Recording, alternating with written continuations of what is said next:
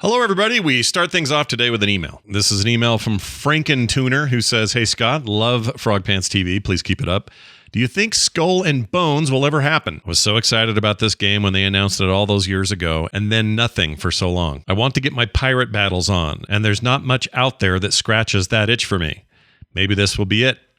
Anyway, if you have any info about this thing, would love to hear about it. Thanks and keep it up, Frankentuner." Well, first of all, Frankentuner is a cool name, man. Freaking put that on your gravestone. That's awesome. I have some good news for you, and I think we may hear this week what the actual date is and some other stuff. So since I started working on this episode, a few things have come to light about the potential for Skull and Bones to maybe even land this year. So let's start with what I found earlier last week. According to GameSpot, Ubisoft's long-in-development pirate game Skull and Bones is getting closer to launch. And now it's been rated for release in multiple territories, suggesting the game will soon see the light of day. All right, now here's what that actually means. It doesn't mean we have a release date. It doesn't actually mean much of anything other than they've gotten it rated for different regions. So that's usually a step toward a game getting a proper full announcement and a date announced. So here's what it actually says or does. And this is a literal reading from the Skull and Bones ESRB rating, which is going to be MA for mature. And here's what the summary says. This is a naval combat action game in which players assume the role of a shipwrecked outcast on a journey to become a pirate captain. As players take on missions, they can explore settlements and engage in dramatic sea battles. From a first-person perspective, players command their crew to shoot cannons at rivals, i.e. warships, merchant ships, settlements, forts, in attempts to obtain loot and goods. Enemy ships can be rammed and boarded. Rammed and boarded. Resulting in brief cutscenes of crew members shooting or slashing at each other. Combat is highlighted by gunfire and cannon fire, explosions, and blood spatter effects. Some territories depict corpses impaled on spikes or hanging from nooses. Beaches may depict corpses and large blood stains in the aftermath of battle. Settlements occasionally contain brothels and prostitutes that call out to players when approached, i.e., come spend your coin all over me. Ugh. The price of my arse goes up tomorrow, so buy a piece today. Players can also engage in quests to bring poppies to opium dens, which are depicted with patrons lying on couches, smoking pipes. The F word and shite appear in the dialogue. I've said this for a long time.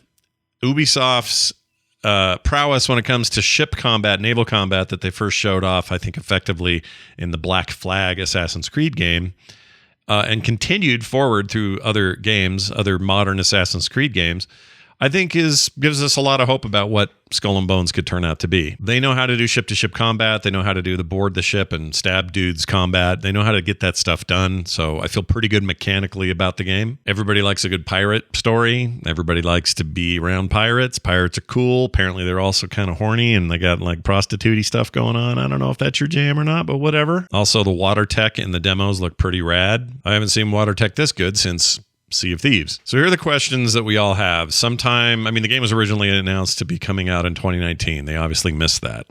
And then real quiet for a long time. There was a time in 2020 where they sort of relisted the game someplace as saying it was a multiplayer game as a service, meaning a free-to-play game, no longer a standard retail game. I don't know if that's changed. We don't know.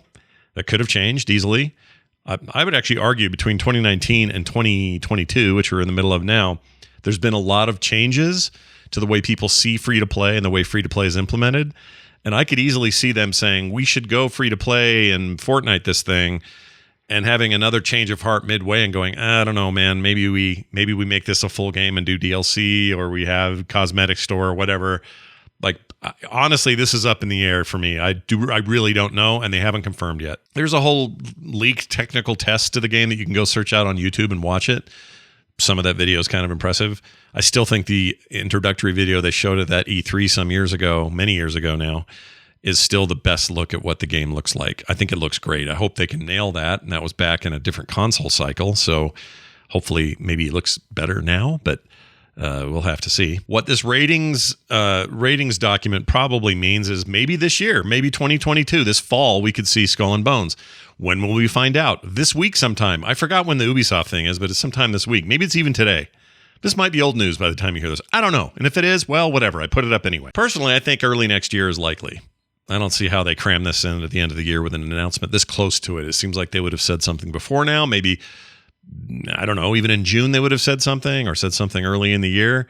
The fact that we just get a rating last week and we expect a release this year just seems nuts to me, but whatever. If that happens, that's great. I'll probably play it. So what's your take? Do you think Ubisoft is... Well, I know... Here's what we agree on. Ubisoft has had very little going on in terms of games that interest me lately. Used to be, I was a sucker for everything they put out, and I couldn't wait to see what they were going to do. But these days, it's like, oh, more Valhalla DLC? Sweet. That's great. I played the hell out of that game, and I'm kind of done. Everything else, don't care. All your modern shooter stuff, don't care. Far Cry 6, don't care. Show me something new, show me something different. And even though they've done piracy before in Black Flag, I think there's a real opportunity here. I think people have a craving for pirate content, not pirating content, if you understand what I'm saying, the difference there, if you know what I mean. So yo-ho and bring me the game is what I say. So get on it, boys. And now I leave you with an alien guy making a statement. Enjoy. Mi portatur an la penso itu.